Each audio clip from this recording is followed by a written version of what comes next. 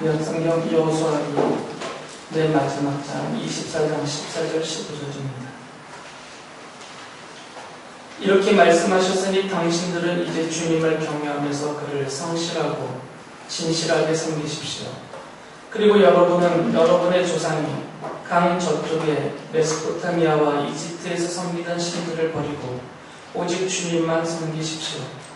주님을 섬기고 싶지 않거든 조상들이 강 저쪽에 메소포타미아에서 섬기던 신들이든지 아니면 당신들이 살고 있는 땅 아모리 사람들의 신들이든지 당신들이 어떤 신들을 섬길 것인지를 오늘 선택하십시오. 나와 나의 집안은 주님을 섬길 것입니다.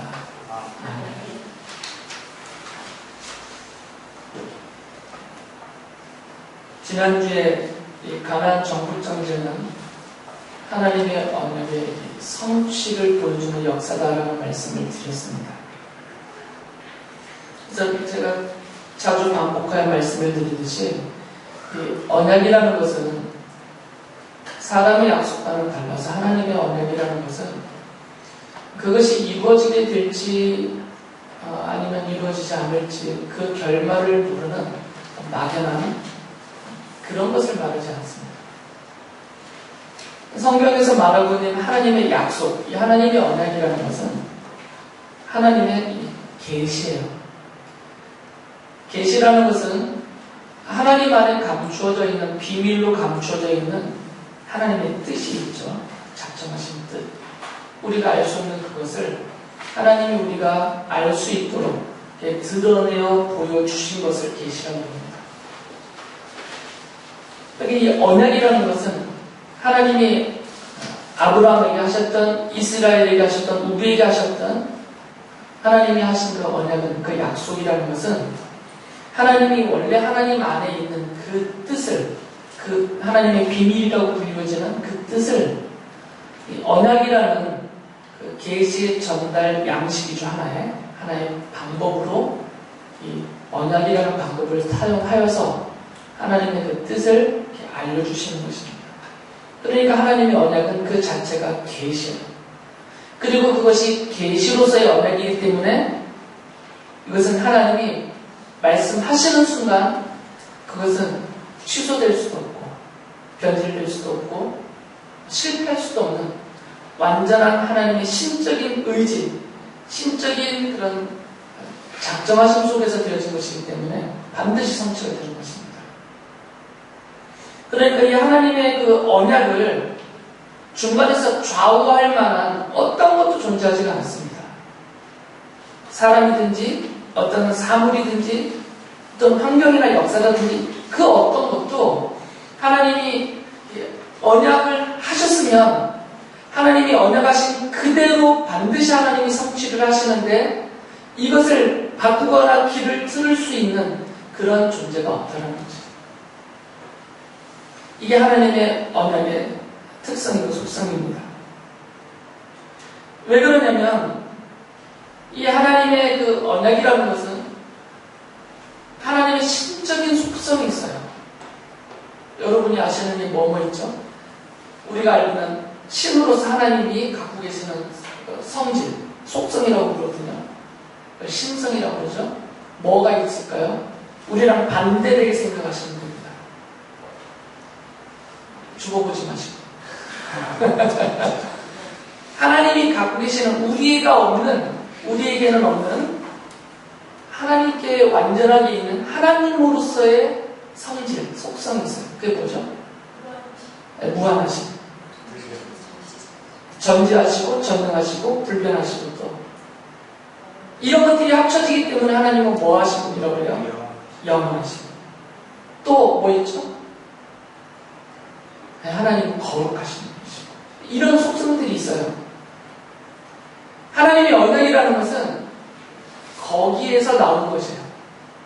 그냥 서랍 속에서 꺼내서 어떤 문서 하나 주신 것이 아니라 영원하시고 무한불변하시고 전지전능하시고 거룩하신 하나님의 본질적인 속성 안에서 언약이 나온 것이기 때문에 이것은 취소되지 않습니다. 그것을 언약이라는 계시의 양식을 통해서 하나님이 우리에게 전해주시는 순간 하나님도 그것을 어기실 수 없어요. 하나님께서 약속하신 것을 하나님이 어기신다면 하나님의 속성에서 위배가 됩니다. 그것을 안 되는 거죠. 그러니까 하나님이 약속을 하셨다. 우리가 언약을 하셨다. 그것은 하나님의 방법과 하나님의 때로 100% 성취가 됩니다. 우리가 구분을 못할 뿐이에요. 우리가 알지 못하고 인식하지 못할 뿐이죠.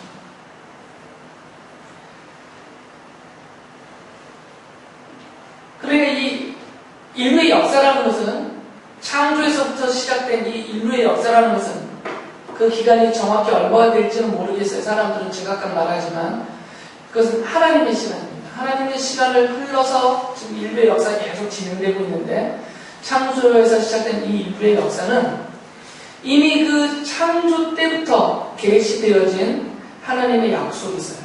언약. 이것이 완성되는 최종적인 시점이 있다고요. 그 최종적인 언약의 완성 시점을 향하여서 창조에서부터 시작된 인류의 역사는 계속 점진적으로 흘러가고 있어요. 이 방향이 틀어지지 않습니다. 이것이 바뀌지 않아요. 목적지라고 말한다면 이 목적지가 달라지지 않습니다. 이건 영원 불변한 하나님의 뜻이기 때문에 그러니까 창조에서부터 그 점을 향해서 계속해서 인류의 역사는 점진적으로 흘러가고 있어요. 가나안 정복은 요 중에 하나입니다. 그러니까 하나님의 언약의 역사의 과정으로서 가나안 정복이 들어가 있는 것이죠. 그 자체로 끝이 아니에요. 물론 대부분의 이스라엘 사람들은 그것으로 끝이다 생각을 했습니다. 하나님이 아브라함을 부르실 때 약속하셨어요. 이 가나안 땅을 너와 너의 자손에게 주겠다.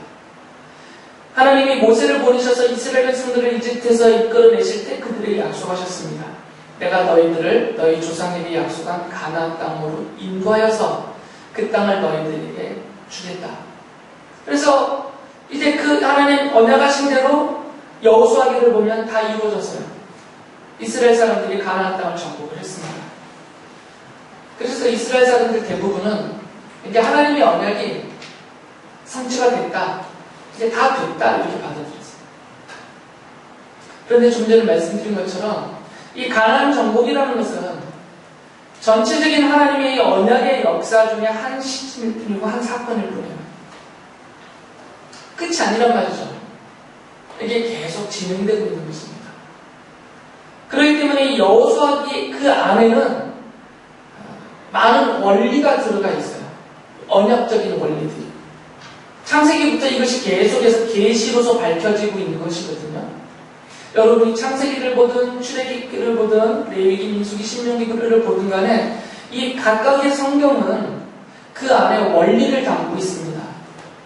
이 성경 전체가 하나님의 언약의 역사를 말하고 있고 이 하나님의 언약의 역사가 그 마지막 최종적인 시점 그리스도의 십자가를 통하여서 완성되어져 가는 이 하나님의 언약, 하나님 나라를 향하여서 계속 흘러가고 있기 때문에 모든 성경 안에는 이 언약의 역사를 보여주고 있는 하나님의 언약이라는 것을 보여주는 그 원리들이 담겨져 있다고요. 그래서 여호수아기 그 안에도 단순한 가나안 정복전쟁이라는 역사만을 이루려는 것이 아니고 그 속에 이 하나님의 언약이 어떻게 성취되어져 가는지 그 언약이 무엇인지를 보여주는 원리적인 요소들이 들어가 있어요. 오늘은 그 부분을 몇 개 말씀을 드리려고 합니다.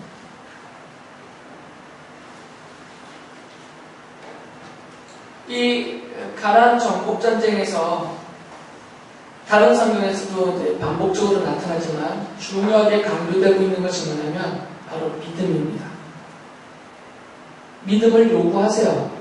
이미 출애굽 때부터 이들을 가나안으로 이끌어갈 때 하나님께서 이스라엘 백성에게 요구하셨던 것은 있습니다. 무엇이냐면 바로 믿음으로 순종하는 것입니다. 하나님은 그들에게 언약을 하셨고 그 언약의 당사자인 이스라엘 사람들에게 하나님이 언약을 하시면서 요구하셨던 것은 그 하나님의 약속을 믿고 하나님의 말씀을 순종하라고 하셨어요. 믿음으로 순종하라.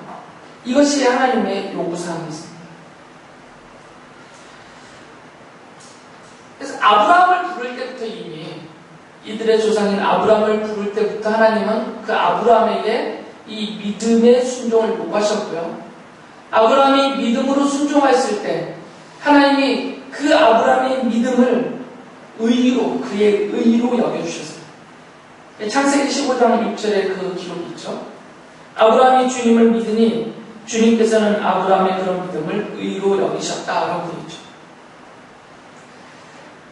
이 여호수아기 안에도 이 아브라함의 믿음의 후손으로서 상징적인 인물들이 등장을 하는데, 먼저 여호수아, 그리고 또 갈렙, 저번 주 말씀드렸던 라합과 기본 사람들, 그리고 이스라엘 백성들, 이들이 하나님께로부터 언약을 믿음으로 받아서 그런 순종하는 사람의 어떤 상징적인 인물로 등장을 합니다. 그래서 이 사람들을 좀 살펴보면 이 믿음으로 순종하는 이 믿음의 사람들의 원리가 좀 나와요. 그 안에. 하나님께로부터 그 약속을 받은 언약의 당사자로 선택되어졌고 부르심을 받았고 그 언약을 받고 그 언약의 성취의 과정을 따라가고 있는 이 믿음의 사람들은 어떤 사람들인가라는 것을 보여주는 원리가 몇 가지가 나와요. 사람마다 각각.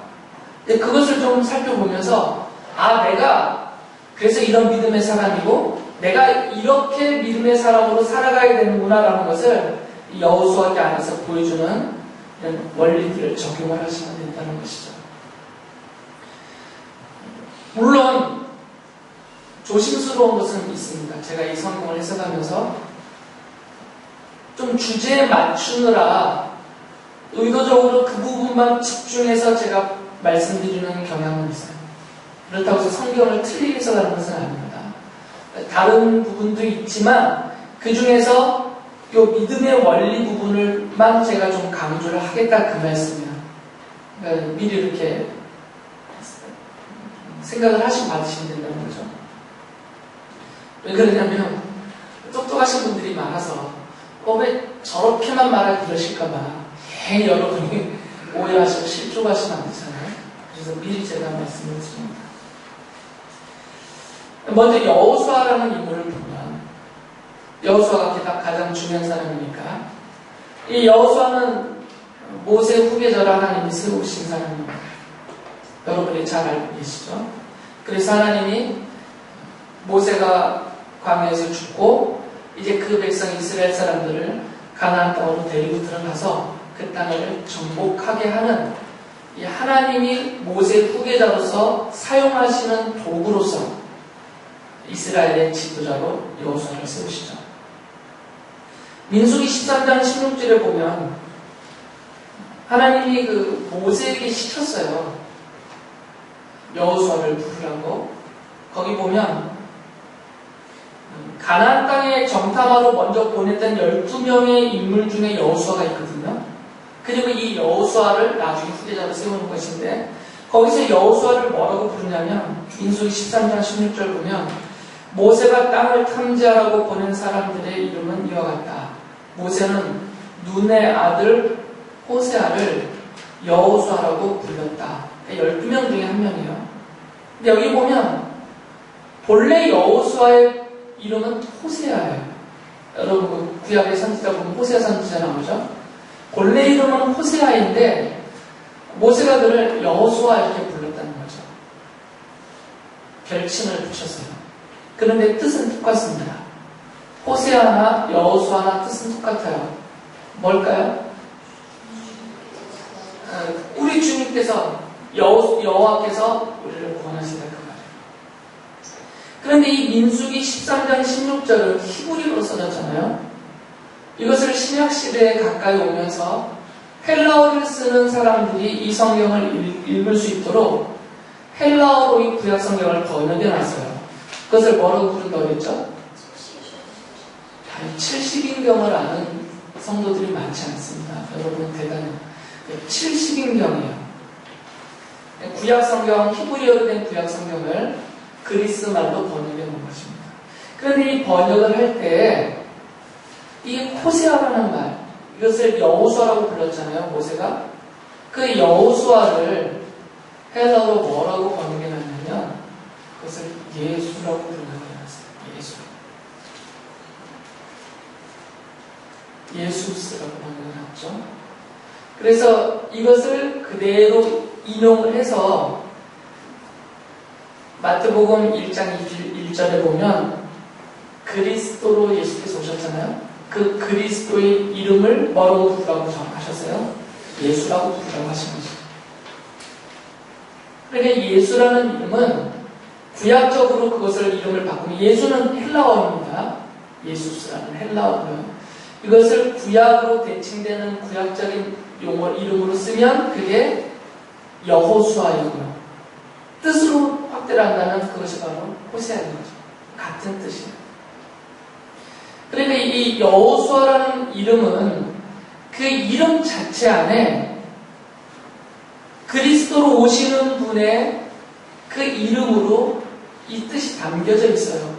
여호와께서 우리를 구원하신다. 그러니까 여호수아라는 이 인물은 그 이름 자체에서 그리고 그가 한 사역을 통하여서 장차 오실 그리스도 예수에 대한 모형적인 인물인 것이죠. 그런 의미를 갖고 있는 사람이에요. 그런 여호수아기에 보면 믿음의 인물로 아주 강하게 등장을 하죠. 이미 여러분이 다 우리 민수기를 보시면서 공부하신 분들인데 거기 보면 가나안을 정탐하고 와서 12명이 함께 갔다 왔죠.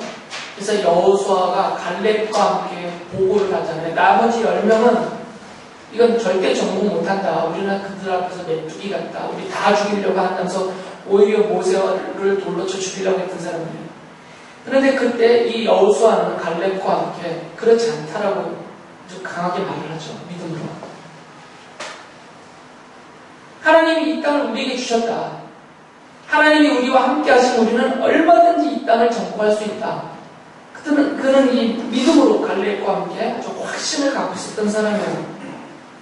그래서 민수기 14장 8절부터 9절에 이렇게 말을 하죠. 주님께서 우리를 사랑하신다면 그 땅으로 우리를 인도하실 것입니다. 젖과 꿀이 흐르는 그 땅 백성을 두려워하지 마십시오. 그들은 우리의 밥입니다. 그들의 방어력은 사라졌습니다. 주님께서 우리와 함께 계시니 그들을 두려워하지 마십시오. 여기서 이제 믿음의 사람이냐 믿음이 없는 사람이냐가 확연하게 갈라지게 되죠. 똑같이 같은 것을 보고 온 10명은 못 간다, 죽는다, 메뚜기다 이렇게 얘기했고 여호수아는 갈렙과 함께 믿음의 사람이었기 때문에 믿음의 눈으로 보니까 하나님이 우리와 지금 함께 계시고 또 하나님이 그 땅을 약속하셨고 그러면 하나님이 반드시 약속하신 것을 우리를 위해서 이뤄주실 것이다라는 믿음의 확신을 갖고 있었던 거죠. 믿음의 사람의 대표적인 인물로 세워진 것이죠. 그런데 여기 특이한 것이 하나 있어요. 이 여호수아를 말할 때 민수기 27장 18절 보면 하나님이 모세에게 여호수아를 데려오라고 하거든요. 여호수아를 후기자로 세우기 위해서 그때 이렇게 말씀하세요. 너는 눈의 아들 여호수아를 데리고 오너라. 그는 영감을 받은 사람이다. 이렇게 써있어요. 영감을 받았다 이 표현을 히브리 원문을 보면 그 영은 하나님의 영이죠. 하나님의 영이 그 위에 있다라는 표현이에요. 여호수아 위에 하나님의 영이 있다. 여호수아가 누구냐? 그에게 하나님의 영이 있는 사람이다. 이 표현이에요. 이게 영감을 받았다는 표현이에요. 물론 여기서 말하는 하나님의 영은 성령 하나님이시겠죠. 성경에서는 그 하나님의 영을 성령님이라고 부르고 있으니까 성령 하나님이라고. 그러니까 하나님의 영이신 성령님이 지금 여호수아와 함께 있는 것이에요. 아예 그를 덮고 계시는 거죠. 그 위에 앉아 계시는 거죠. 지금. 그러니까 여호수아는 성령님에게 사로잡혀 있는 사람이다라고 성경이 말하고 있어요. 신명기 31장 23절을 보면 하나님이 여호수아를 모세의 후계자로 세우시면서 이렇게 말씀하세요. 너는 이스라엘 자손을 인도하여 내가 그들에게 약속한 땅으로 갈 것이니 마음을 강하게 먹고 용기를 내어라. 내가 너와 함께 있겠다라는 말씀이세요. 하나님의 영이신 이 성령님이 여호수아와 함께 계시는 그 상태가 곧 하나님이 그와 함께 계시다라는 상태이다는 것이죠. 삼위일체 하나님이 임재하시니까 그건 전에도 말씀을 제가 드렸던 것이죠. 그러니까 이 여호수아에게서는 특징이 나타나는데 그는 여호수아기를 보면 강한 믿음의 사람으로 강조가 되고 있어요. 대표적인 믿음의 사람으로. 그러면서 이 믿음의 사람 여호수아는 아까 누구라고 했어요? 그에게 뭐가 임하여 있다고요? 하나님의 영이. 성령님이 그를 덮고 사로잡고 있는 사람이에요. 이게 믿음의 사람의 기본적인 특징입니다. 이게 하나의 원리적인 것이에요. 모든 믿음의 사람들은 교회에 등록카드를 쓰고 교족부에 등록이 됐다고 해서 믿음의 사람이 되는 게 아닙니다. 어느 교회의 교인은 신분은 얻을 줄 모르겠지만 그 사람이 정말 믿음의 사람이냐 성도이냐 이것에 대한 판단은 그런 교족부에 있는 것이 아니고 그 사람에게 성령님이 임하셨느냐에 있어요. 하나님의 영이 그에게 임하였느냐 이것으로 믿음의 사람이 갈라집니다. 여호수아에게 그랬던 것처럼 물론 여호수아에게는 이중적인 의미가 있죠.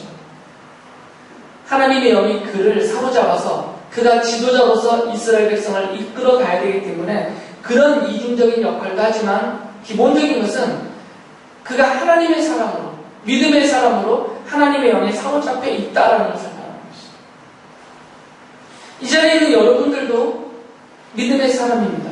그 증거는 뭐냐면 성령님이 여러분과 함께 계시기 때문에. 갑자기 어려워졌어요.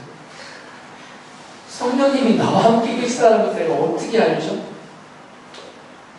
성령님이 지금 여호수아에게 계신 것처럼 지금 나에게 계시다. 그 증거가 뭐죠? 내 안에 믿음이. 물론 믿음이 있는데 그걸 어떻게 아냐면 증거가 뭐예요?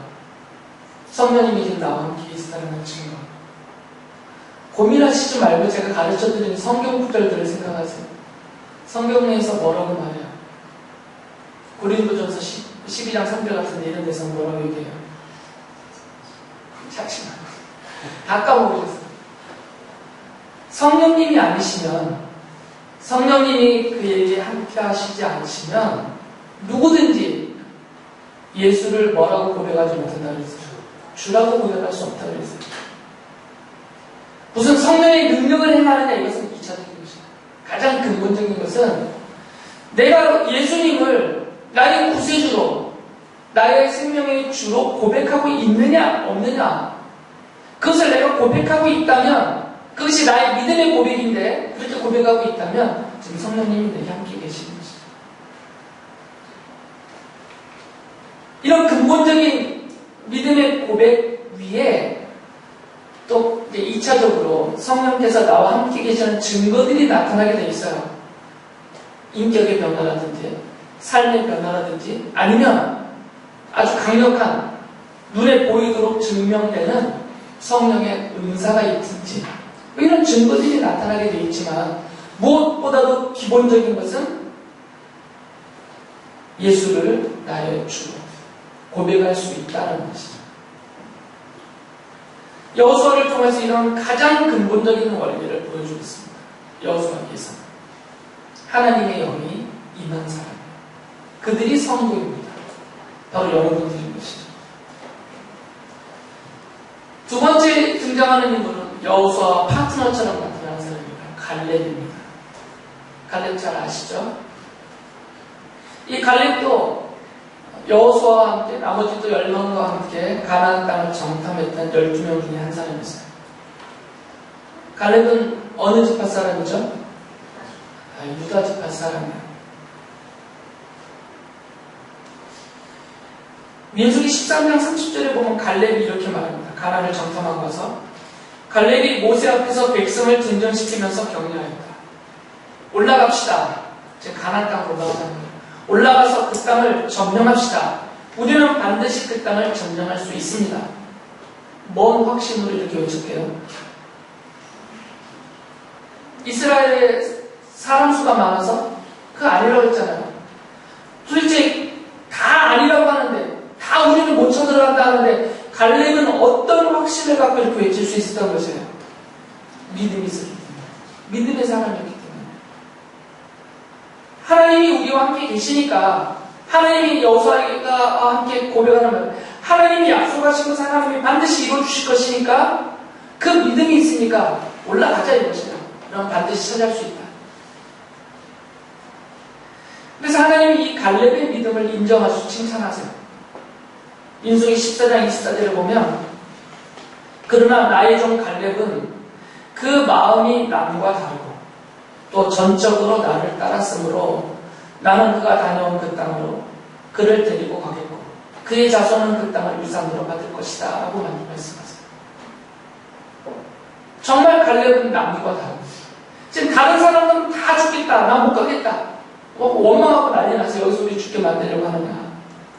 그러니까 갈렙은 전혀 달라요.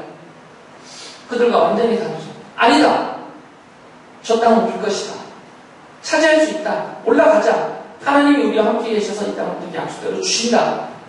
바로 믿음의 증거인 것이죠. 믿음의 사람인 것이에요. 그래서 성경에 보면 저번에도 말씀드렸듯이 오직 여호수아와 갈렙만 이 땅에서 나올 때 20세 이상 됐던 사람들 중에 여호수아와 갈렙 두 사람만 그 약속하신 대로 약속을 받고 가나안 땅을 들어가서 기업을 차지합니다. 나머지는 다 죽죠. 믿지 않았던 사람들은. 그런데 이 여호수아기를 보면, 물론 이제 다른 성경을 참조하겠지만, 이 갈렙은 순수한 이스라엘 혈통의 사람은 아닙니다. 그가 유다 지파의 대표자로 나섰지만 사실은 그의 조상들을 보면 갈렙은 아브라함의 후손이 아니에요. 성경 보면 이 민수기 32장 12절, 여호수아 14장 6절 이런 데 보면 갈렙을 그나스 사람이라고 불러요. 그나스 사람. 그나스 사람이라는 것은 그나스 족속이다 그 말이에요. 그나스의 후손. 근데 성경을 찾아보니까 이 그나스가 어떤 사람이냐면 이삭에게 쌍둥이 아들이 있었죠. 하나는 누구예요?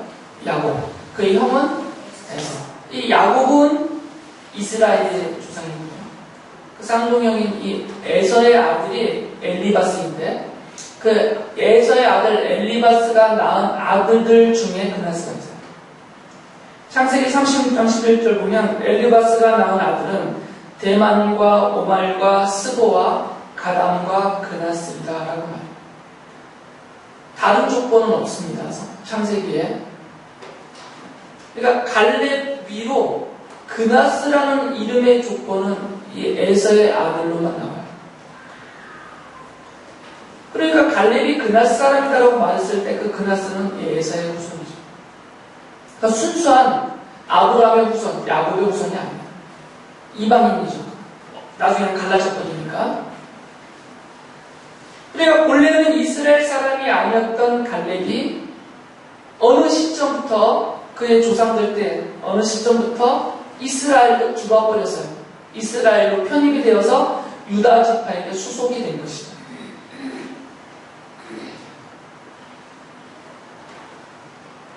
그리고 갈렙은 그냥 단순히 이렇게 유다 지파에 얹혀진 그런 인물 정도로 소개가 안 되고 위대한 믿음의 인물로 등장을 하잖아요.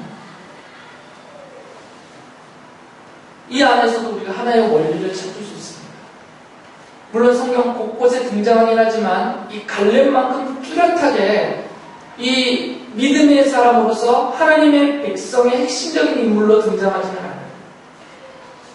그런데 갈렙이 보여주는 것은 바로 이스라엘이 아닌 사람으로서 하나님의 허용하심 안에서 또는 부르심과 선택하심 안에서 이스라엘에 속하여지고 하나님의 백성으로서 더군다나 믿음의 위대한 인물로서 세워진 대표적인 사람이에요. 믿음의 중요한 원리를 보여주죠. 신약성경에 오면 이 원리를 바울 사도가 길게 모든 서신서에서 반복적으로 말해요. 대표적인 구절 하나만 읽어드리면 에베소서 3장 6절 보면 이는 이방인들이 복음으로 말미암아 그리스도 예수 안에서 함께 상속자가 되고 함께 지체가 되고 함께 약속에 참여하는 자가 됨이라 라고 말해요. 그리스도 안에서 이 일이 다 이루어진다는 것이죠. 그렇게 본다면 이 갈렙이라는 이 인물은 이스라엘이 아니었는데 이스라엘이 되었고 그가 그 중에서도 믿음의 인물로서 아주 위대한 핵심적인 믿음의 인물로 세워진 것은 하나의 원리를 보여주는 그런 예표다는 것이죠. 하나님께서 이미 구약 시대 때부터 구원의 문을 닫아놓고 오직 혈통적인 이스라엘을 통해서만 구원하신다. 이것이 아니라 하나님이 선택하신다. 그가 이스라엘이든 아니든 하나님이 택하고 부르시고 믿음을 갖게 하시는 모든 사람들은 하나님의 백성이 되게 하신다는 이 중요한 믿음의 원리를 보여주고 있어요. 그래서 우리가 지금 하나님의 백성인 것입니다. 그래서 혈통적인 하나님의 백성이 계속 이어져 왔다면 지금의 유대인이라고 말하고 있는 그들만 하나님의 백성이고 하나님의 언약을 받고 구원과 복을 누리고 살 것입니다. 그런데 하나님의 뜻은 거기 있지 않습니다. 에베소서에서 말하고 모든 성경이 말하듯이 그리스도를 통하여서 그리스도의 십자가를 통하여서 그 십자가의 복음을 받는 모든 믿음의 사람들을 하나님의 백성으로 삼으시고자 하시는 이 하나님의 언약의 계시로서 미리 보여주는 그런 인물이 갈렙이었다는 거죠. 세 번째로 등장하는 인물은 저번 주에 말씀드렸던 라합입니다. 이미 라합에 대해서 저번 주에 말씀을 드렸죠. 라합은 이스라엘 사람이 아니었죠. 여리고성 사람이에요. 여리고 사람입니다. 가나안 여인이에요. 그런데 성경은 이 여인을 믿음의 여인으로 부릅니다.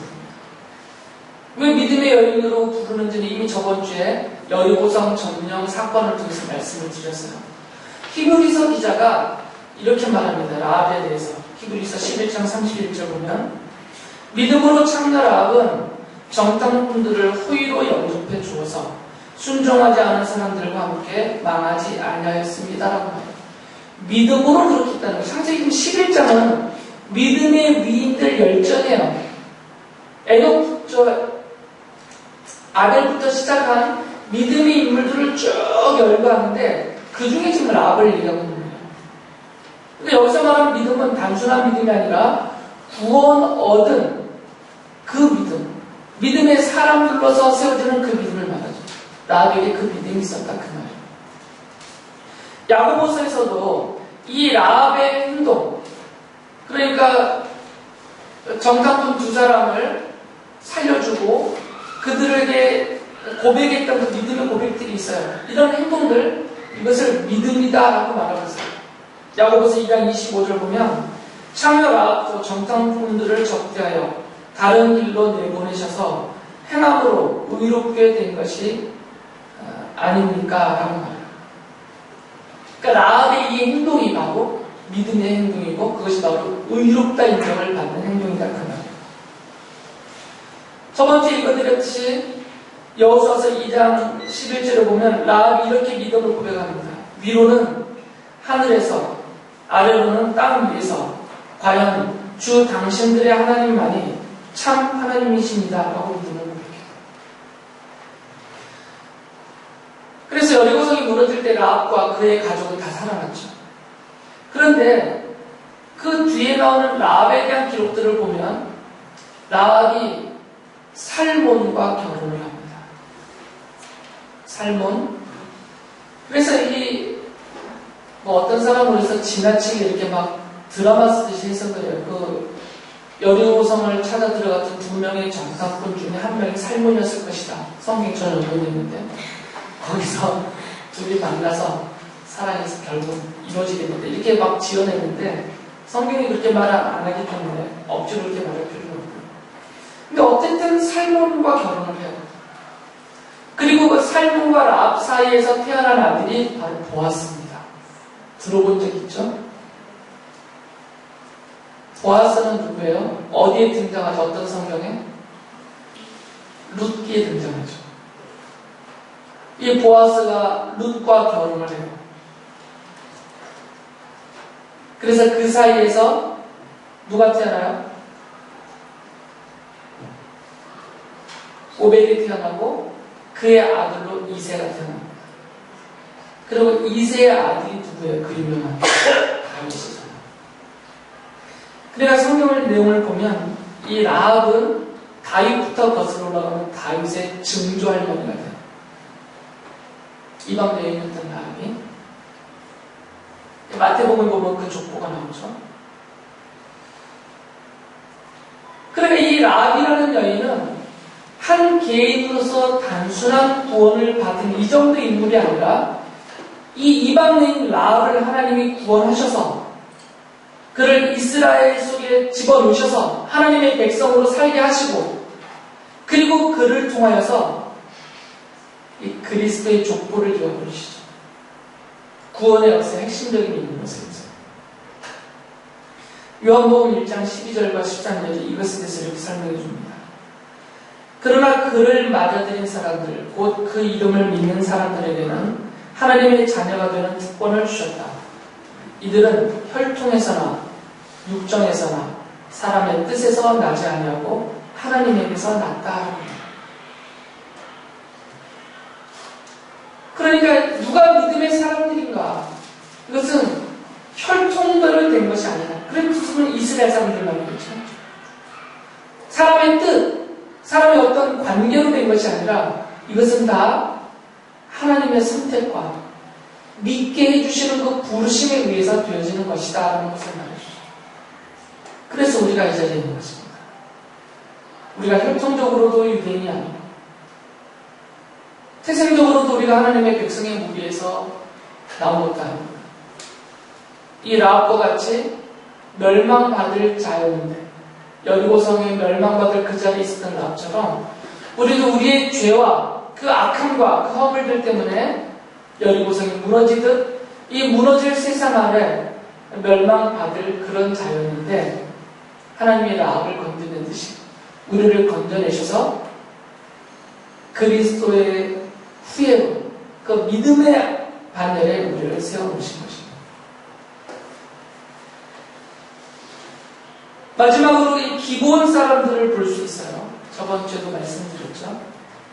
이 기브온 사람들은 가나안 7족속인 히위 족속 중에 한 사람들이에요. 기브온 땅에 살고 있었던 히위 족속이죠. 그래서 기브온 사람이라고 불러요. 혈통은 히위 족속이죠. 그런데 성경에 보면 여호수아 11장 19절 보면 이 기브온 사람들은 정말 특이한 경우다라고 해요. 기브온 주민 히위 족속 외에는 이스라엘 자손과 화친한 성읍이 하나도 없다라고 하죠. 여호수아가 이스라엘 백성들을 데리고 가나안 땅을 쳐들어가 정복하는 그 모든 과정 중에서 오직 이 기브온 사람들, 이 사람들만 이스라엘 사람들과 화친을 맺었고 나머지는 다 적대적이었던 그 말이에요. 그래서 그들이 연합하고 연합군을 짜서 대적을 하고 그랬죠. 그러니까 이 기브온 주민들, 이 사람들만 특별한 사람들이죠. 이들은 저번 주에 말씀드렸던 것처럼 하나님에 대해서 그들은 이미 인정을 해버렸어요. 다시 한번 읽어드리면 여호수아기 9장 24절을 보면 우리가 그렇게 속일 수밖에 없었던 까닭은 주 하나님이 그의 종 모세에게 명하신 것이 참으로 사실임을 우리가 알았기 때문입니다. 하나님이 이 땅을 다 이스라엘 사람에게 주라고 명하셨고 이스라엘 사람이 보는 앞에서 이 땅에 사는 모든 사람을 다 죽이라고 명하셨다는 것을 우리가 들어서 알았습니다. 우리가 속임수를 쓸 수밖에 없었던 것은 우리가 이스라엘 사람 때문에 목숨을 잃을까 두려워하였기 때문입니다. 라고 말해요. 이것이 어떤 믿음으로 설명이 되기는 명확치 않지만 분명한 사실은 이들은 이스라엘의 하나님이 참 하나님이다라고 인정을 하고 있는 거죠. 그래서 우리의 살 길은 속이는 방법을 쓰더라도 이스라엘과 화친을 맺어서 하나님의 심판을 면하자 이것이었어요.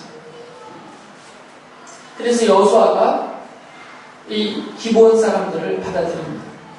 그리고 이들을 주님의 제단, 곧 성전, 성막을 돌보는 그 일을 수종드는 종으로 삼아요. 여호수아기 9장 27절을 보면 바로 그날로 여호수아는 그들을 회중을 섬기고 주님의 제단을 돌보는 종으로 삼아 나무를 패고 물을 깃는 일을 맡게 하였다. 그들은 오늘까지 주님께서 택하신 곳에서 그 일을 하고 있다라고 말해요.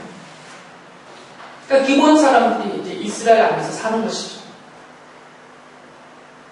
이것이 요때 여호수아 시대 때 잠깐 허용이 되고 그다음부터 끊어진 것이 아닙니다.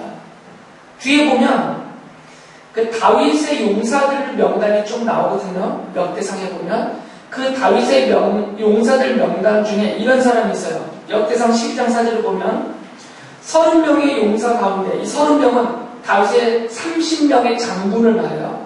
30명, 이 30명의 용사 가운데 하나이며 30명의 우두머리인 기브온 사람 이스마야라고 얘기해요. 그러니까 다윗의 용사들 중에 그들 중에 우두머리 중에도 기브온 사람이 있는 거죠. 완전히 이스라엘 안에 편입이 되는 거죠. 여기서 이들의 역사가 끝나지 않죠. 나중에 이스라엘이 망하고 바벨론의 포로로 끌려가잖아요. 그다음에 바벨론의 포로로 끌려갔다 70년 후에 다시 돌아와서 그들을 인도하는 이끌었던 그 느헤미야의 인도함을 받아서 이스라엘 사람들이 예루살렘 성벽을 재건을 합니다. 성전과 성벽을 재건하는데 그때 이런 기록들이 나와요. 느헤미야 7장 25절을 보면 기브온 자손이 95명이다라고 그 숫자를 말하는데 느헤미야와 함께 바벨론에서 돌아온 기브온 자손의 숫자를 말해요. 95명이 돌아왔어요. 그리고 그 느헤미야 3장 7절을 보면 그 다음은 기브온 사람 몰라데아와 메로노 사람 야돈이 유프라테스 서쪽 지방의 촌독 아래에 있는 기브온 사람들과 미스바 사람들을 데리고 보수하였다. 성벽을 보수하였다고 말해요. 그러니까 좀 기브온 사람들이 이제 아예 이스라엘 사람이 되어서 그들이 성전, 성벽 재건 사업까지 같이. 그러니까 하나님이 이 기브온 사람들을 한 개인이 아니라 아예 한 지역 주민 전체를 한 민족을 다 받아들여주는 것을 볼 수가 있는 것이죠. 기브온 사람들이 이스라엘 사람들과 화친을 맺었다는 소식이 가나안 땅에 전해지니까 가나안 나머지 족속들이 이 배신자다 해가지고 기브온 사람들을 쳐 죽이려 다 연합군을 짜서 쳐들어오거든요. 그때 하나님이 이들을 구해주십니다.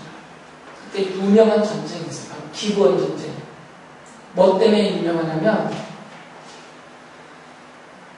이스라엘 사람들이 기브온 사람들을 살려주기 위해서 이 가나안 연합군을 쳐부수는데 태양이 멈춰버렸어요. 여호수아가 하나님의 능력 그 이름으로 명하고 태양아 멈춰서라. 그래서 태양이 온종일 중천에 떠 있었어요. 웃기죠? 이게 뭔 신화 같은 일이에요. 이거보다 더 신화 같은 건 믿고 계시면서 하나님이 천지를 창조하셨다. 거긴 다 아멘 하시면서 이거에서는 아멘이 안 나와요. 하나님이 만드신 태양을 하나님이 잠깐 서라 하는데 그게 어렵나요? 자전하던 지구를 잠깐 자전을 멈추게 하셨는데 온 우주를 창조하신 하나님이 우주 안에 이만한 틀 같은 존재인 이 지구를 그 자전을 하나님이 잠깐 하루를 멈추셨는데 별일 아니잖아요. 그게 기본 전쟁입니다. 기본 사람들을 구하고 기본은 이미 하나님이 받아줬어요. 이스라엘 안으로. 그들을 대적하는 곳은 곧 이스라엘을 대적하는 것이기 때문에 하나님이 그들을 멸하십니다. 그리고 이때 여호수아기 10장 11절 보면 우박을 쏟아부었어요. 우박을. 그래서 이스라엘 사람들의 칼에 맞아 죽은 사람보다 하나님이 쏟아부으신 우박에 맞아 죽은 사람이 훨씬 더 많게 하셨어요. 그러니까 하나님이 기브온을 위하여 싸우신 것이죠. 받아주신 것입니다. 왜 이렇게 했을까요? 왜 기브온 사람들을 하나님이 같이 살려주셨을까요? 여호수아가 이 기브온 사람들과 누구의 이름으로 약속을 했어요? 하나님의 이름으로 맹세를 벌였어요. 여호수아기를 보면 우리가 하나님의 이름으로 그들과 화친의 맹세를 했기 때문에 우리가 그들을 칠 수 없다. 이 속임 수순이 나쁜 놈들하고 인간적인 마음으로 쳐 죽이고 싶지만 하나님의 이름으로 맹세했기 때문에 그 하나님의 이름 때문에 그들을 받아줄 수밖에 없는 것입니다. 하나님도 그 하나님의 이름 때문에 하나님의 이름으로 되어진 그 언약 때문에 이스라엘을 통하여서 기브온을 살려주고 그를 받아주시죠. 로마서 10장 13절에 이렇게 말씀하십니다. 누구든지 주의 이름을 부르는 자는 구원을 받으리라. 주님이 이름의 구원의 능력이 있는 것이에요. 그 이름을 부르고 그 이름을 믿고 그 이름으로 한 약속을 받은 사람들이 구원을 얻는 것입니다. 기본 사람들이 그것을 보여주고 있어요. 우리가 어떻게 구원을 받았어요? 하나밖에 없잖아요. 구원의 이름이 바로 하나님의 이름인 예수 그리스도를 믿기 때문에 다른 것 없죠? 그냥 그 이름을 믿는 것입니다. 예수 그리스도 그 안에 담겨져 있는 그 이름 안에 담겨져 있는 하나님의 언약을 믿는 것이에요. 하나님의 이름은 바로 하나님의 언약입니다. 기본 사람들이 그 이름 때문에 살았던 것처럼 우리도 그 언약의 이름 때문에 살고 있는 거죠. 여호수아를 통해서 갈렙을 통해서 그리고 라합과 기본 사람들을 통하여서 이 여호수아기는 이 중요한 믿음의 원리들을 제시해주고 있습니다. 우리가 그렇게 믿고 그렇게 구원받고 살고 있는 거죠. 우리를 이런 믿음의 사람들이 되게 해주신 하나님께 그래서 우리는 감사를 드리는 거죠. 또한 기본 사람들을 라합을 갈렙을 그 하나님의 백성 우리 안에 품어주셨던 것처럼 우리를 영원히 이 거룩한 우리 성도들의 그 반열 안에서 영원히 우리를 돌보시고 지켜주시고 인도해 주시는 그 하나님의 사랑에 그래서 감사하는 것이죠. 여호수아가 그리고 갈렙과 라합과 기본 사람들이 바로 이 하나님의 언약의 증인, 원리적인 증인이었던 것처럼 그래서 우리도 같은 믿음을 가진 믿음의 사람들로서 이 하나님의 언약이 무엇인지 그리고 그 언약이 어떻게 실현이 되고 있는지 그 언약의 역사가 어떻게 흘러가고 있는지를 이 세상 앞에서 증언하는 증거를 보여주는 그런 증인으로서 우리가 지금 사용받고 있는 것이고 앞으로도 주님 나라에 우리를 데려가실 때까지 우리를 그렇게 증인으로 사용하실 것입니다. 그 뜻을 받들고 그렇게 믿음으로 또 언약의 증인으로서 살아가는 여러분들 되기를 바랍니다.